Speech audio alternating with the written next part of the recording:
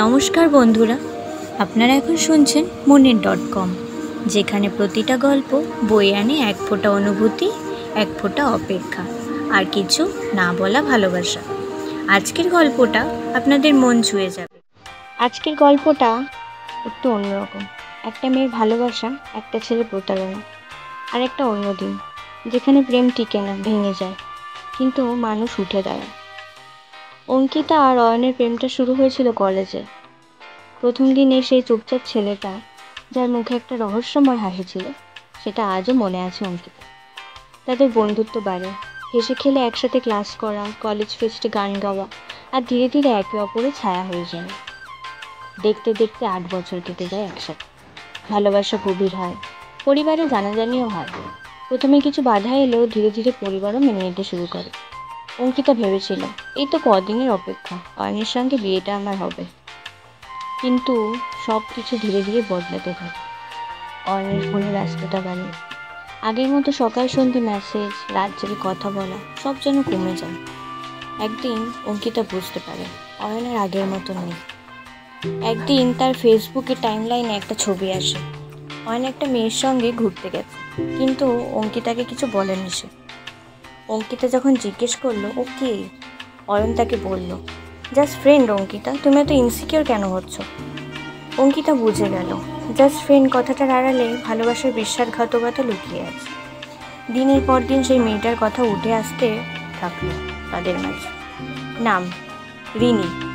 রিনির সঙ্গে অফিসে কাজ করতে পারেন এবং ধীরে ধীরে তাদের মধ্যে সম্পর্ক গড়ে ওঠে।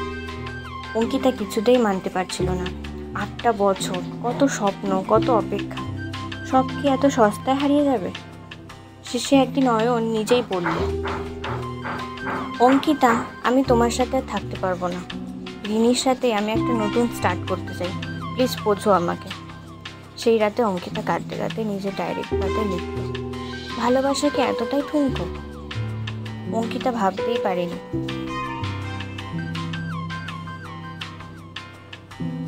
যেদিন তার বিয়ে হওয়ার কথা ছিল অয়নের সঙ্গে, সেই দিন অয়নের বিয়ে হচ্ছে রিনির সঙ্গে।